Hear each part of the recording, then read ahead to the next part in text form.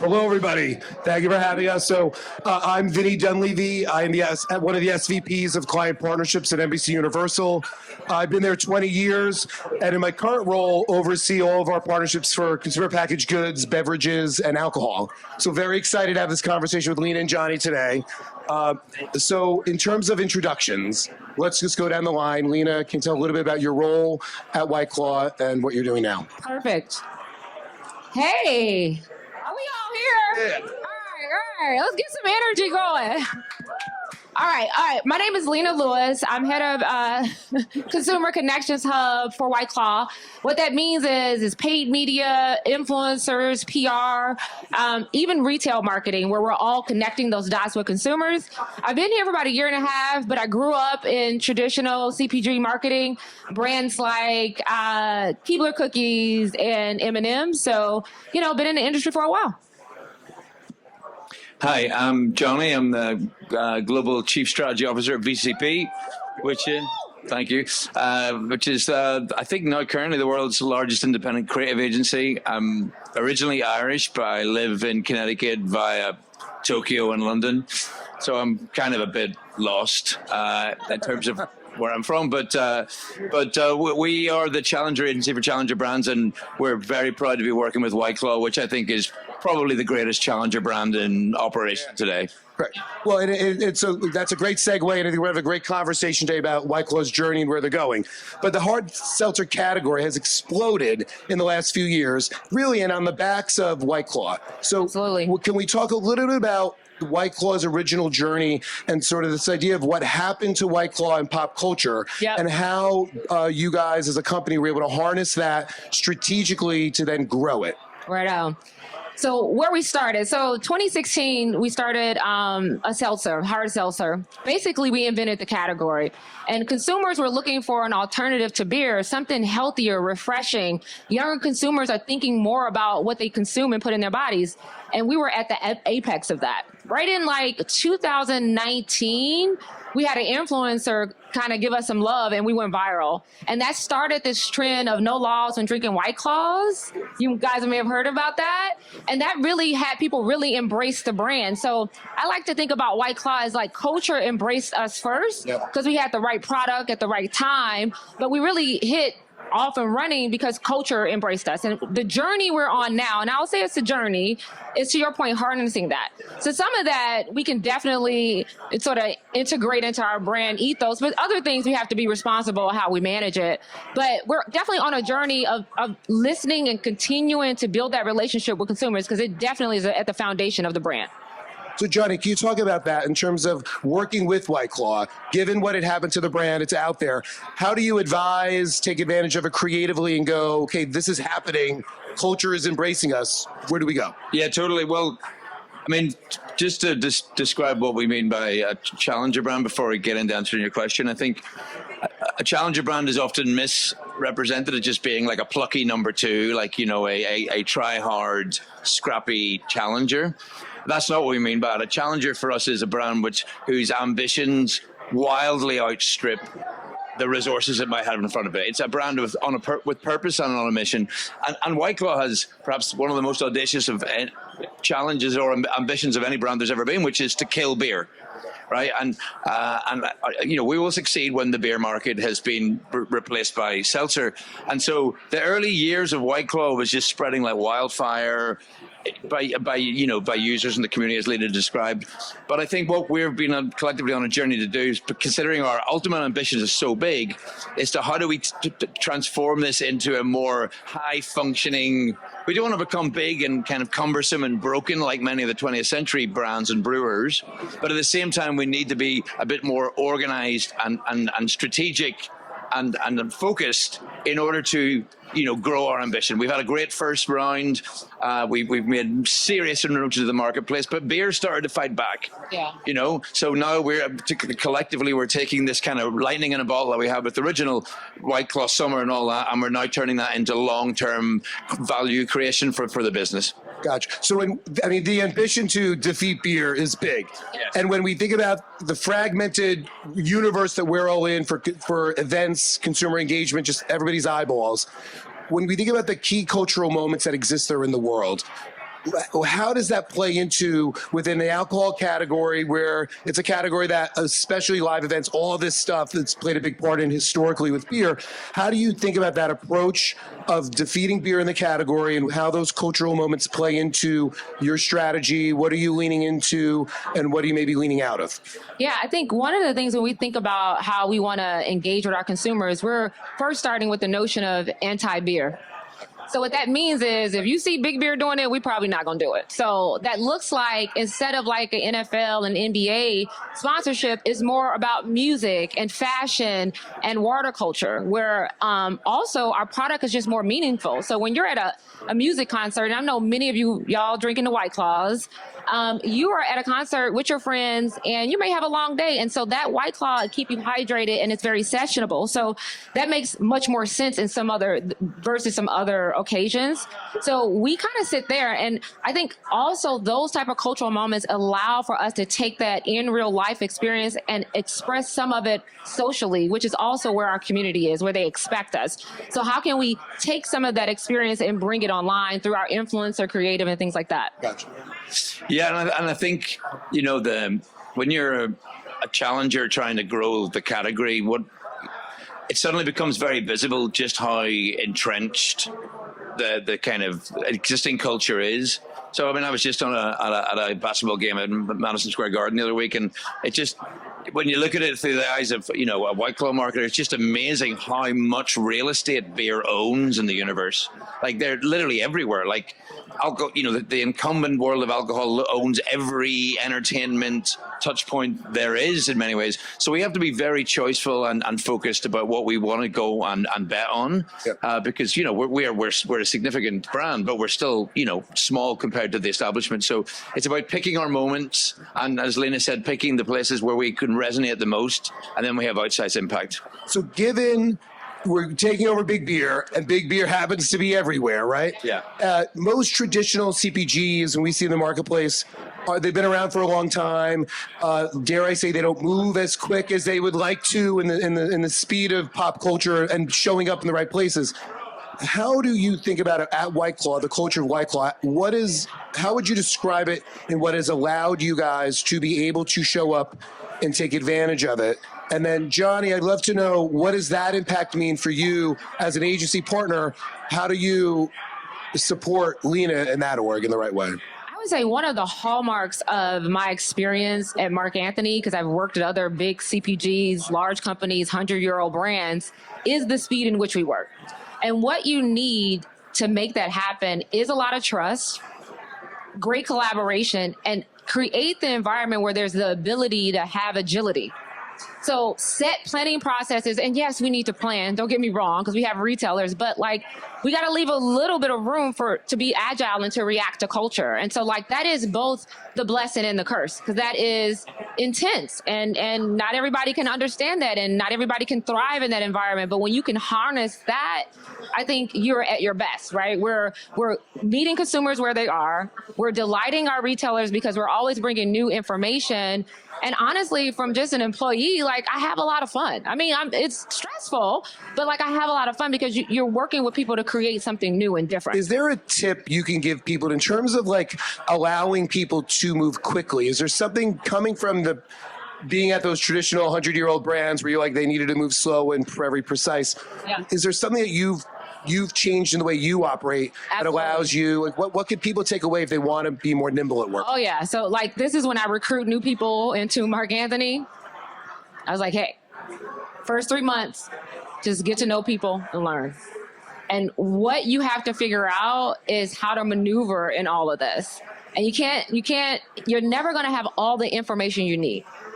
And I like that though, right? Because I think in the other companies, they try to research it, so they can fall on the researches before you make a decision. Well, we can do some of that. And then the rest of it is intuition and gut and collaboration. And that's where the beauty comes. And I am surprised, often surprised at the things we've been able to accomplish by just trusting our intuition. And that's what we do. It's marketers, but we don't always get the room to do that because there's so many layers of approvals. Yeah, totally. Just to echo that and to build on why our partnerships work so well. I've heard a lot of people over the past couple of days say fail fast, right? But oftentimes it's a load of bullshit. It's just hot air and like platitudes and bullshit. You can't fail fast if it takes you 17 months and 45,000 research projects to work out if you want to call it lemon. You know what I mean? And that's unfortunately what's suffocating most of the 20th century CPG companies, that they're addicted to this broken kind of structure from the 20th century. And so what's liberating working with Mark Anthony is we have much more of a partnership mentality, and it's shared kind of risk taking.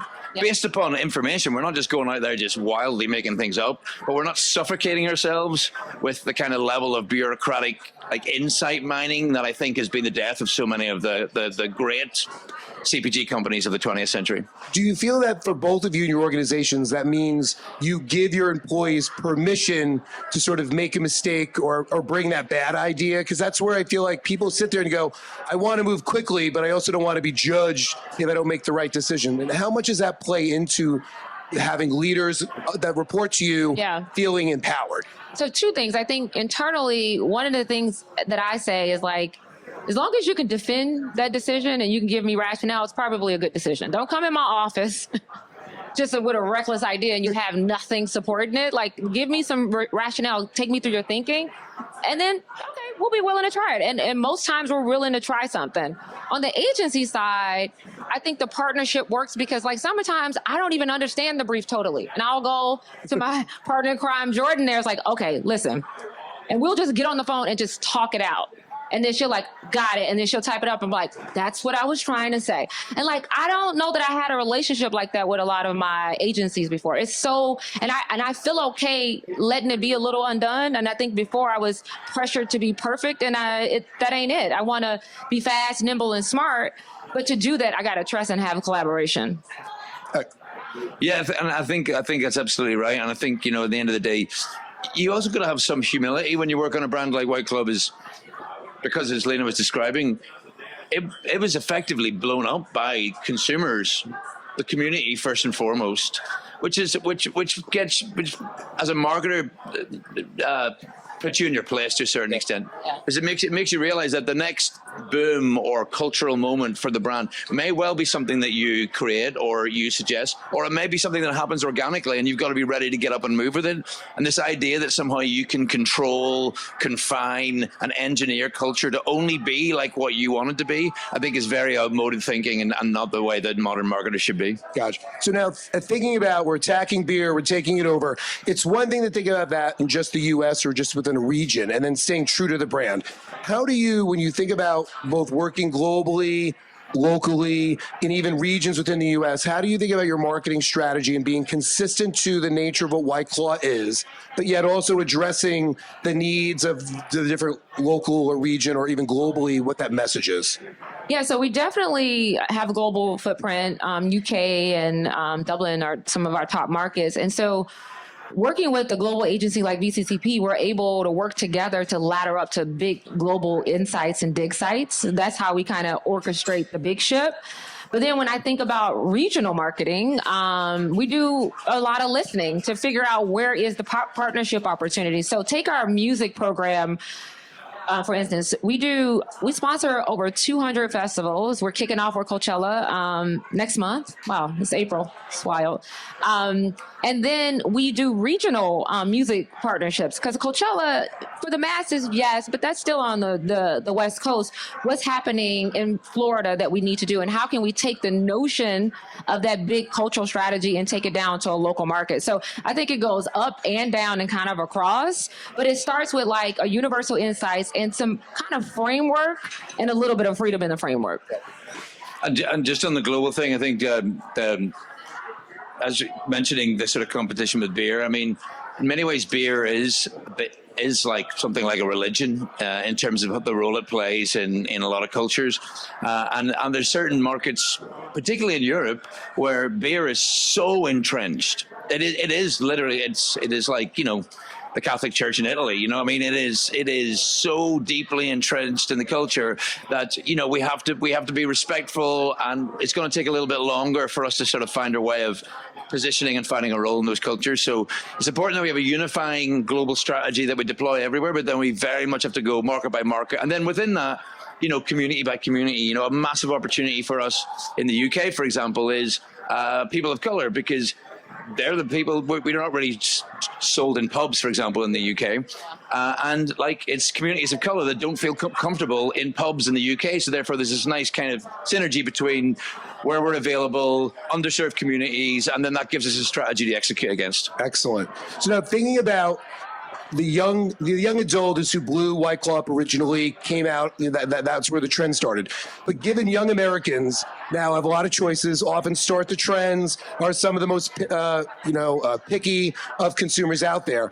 How do you think about what's next in terms of staying on top of the trends of this younger 21 to 34 demo and sort of actually mine those trends, listen to what they're doing? What does that look like both for you at White Claw and at the agency? Yeah, two ways I want to answer that. One around innovation and other around consumer activation. So from an innovation standpoint, which is at the heart of our company, our liquids, we're so proud of it.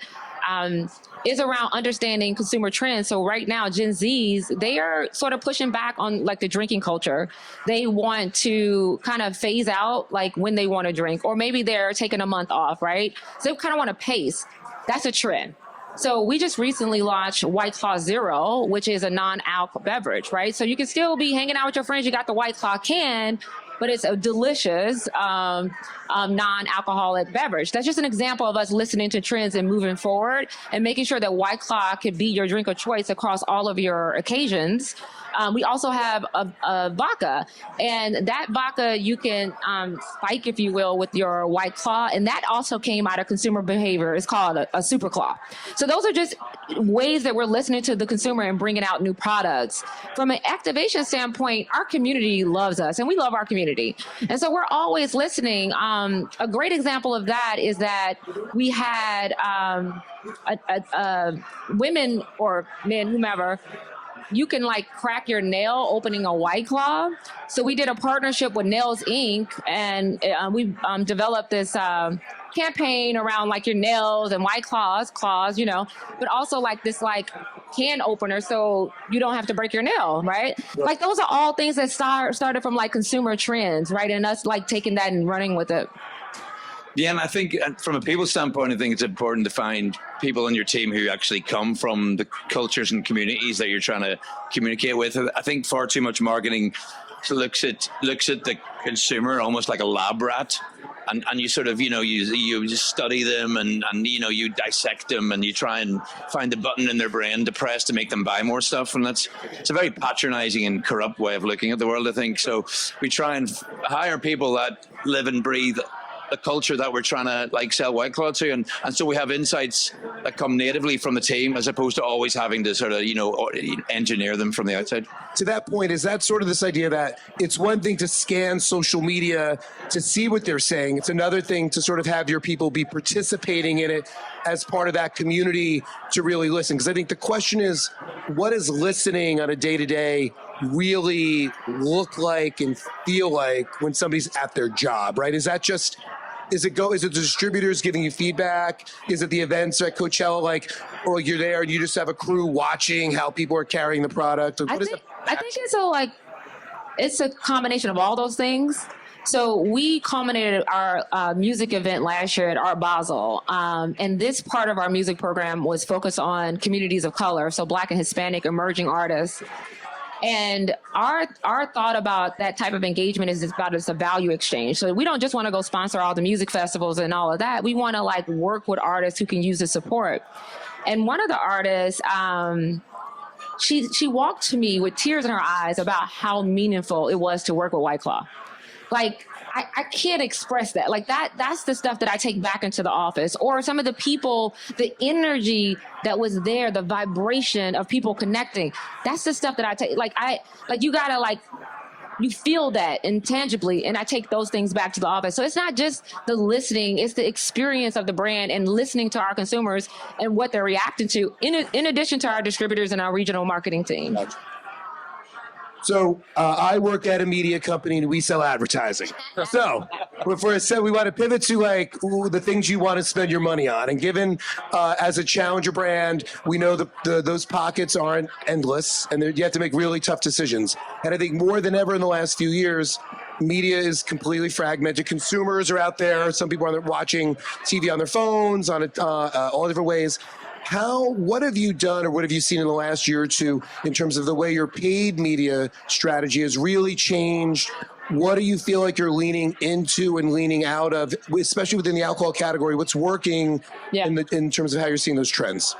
So we call ourselves a social first company. So we do a lot of social and digital. I think that there is a balance because we have distributors who are not necessarily our consumer target, and they were like, we don't see your advertising. We're like, you're not like actually the consumer. So they're like, in terms of like reaching our consumers is for sure social, right? We balance that with some of the stakeholder management we have to do as just the fourth largest brewer. And I would say there's a lot of things that we are learning around our organic social and putting that into paid. We want to make that a bigger part of what we're doing because as you see social content, it's a bit more casual and native than like really polished ads. So we're taking that type of nuance into our advertising. You feel that, right? I know. Yep. So thank you.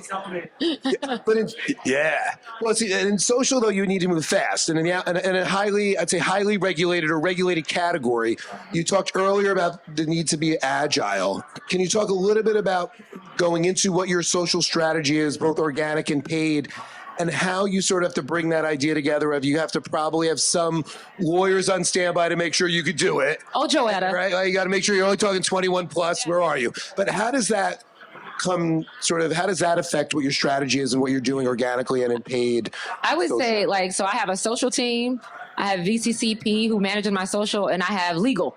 I would say that's a 3-person team. So we are constantly making Joetta, who's the head of our legal, uncomfortable, but she works with us and keeps us all compliant. But we have some guidelines, so we try to ideate within there. But like if there's something that happens in culture, like I think last year a bear kind of climbed into a cooler and started drinking a White Claw. Yeah.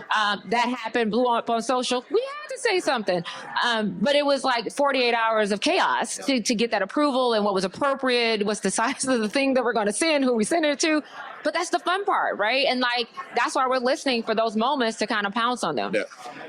Talking about lawyers, it would be great if someone could get some lawyers to look into the numbers that are reported back by TikTok and Meta on their ads.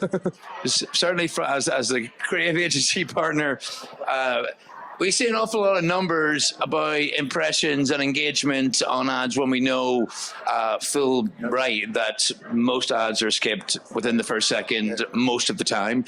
So social and digital are a fundamental part of who we are. We're a brand that grew up in that, so they're always going to be part of what we do. But I do think also we're in a moment now where we're starting to sort of put our heads up a bit and go like, well, you know, it's a big world out there. And if the only organization that can report back on the performance of ads on Meta is Meta, that stinks. Right. So maybe we should be looking at elsewhere apart from that. So hopefully we can break the monopoly down a bit.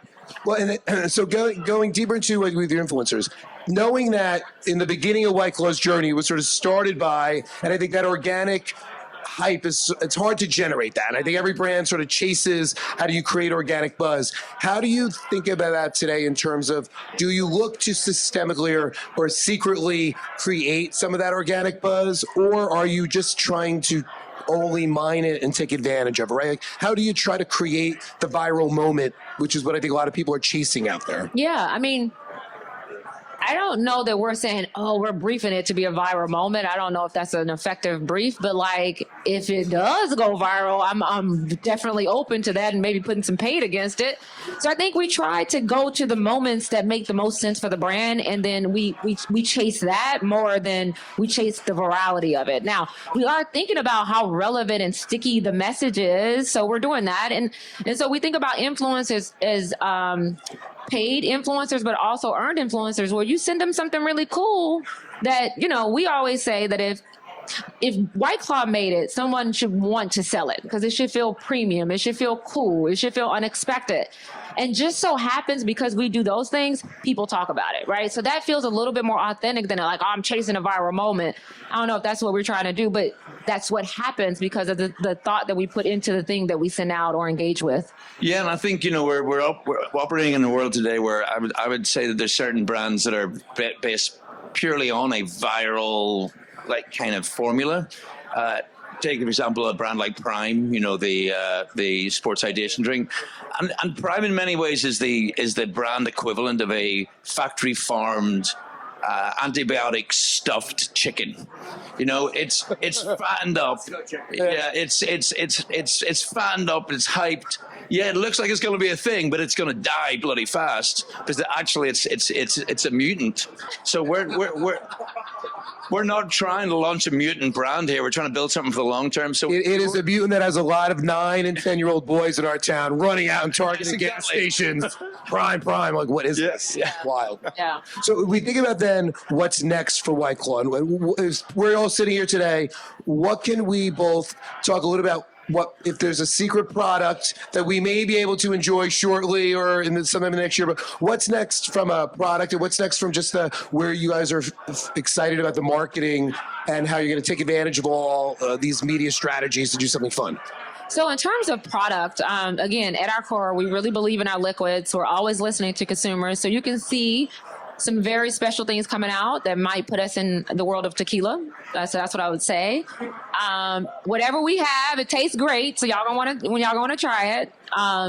So that's our innovation, and we'll continue down the path of our vodka. We have a distilled vodka and really building the behavior around SuperCloud, which is putting our two products together. So you'll see that.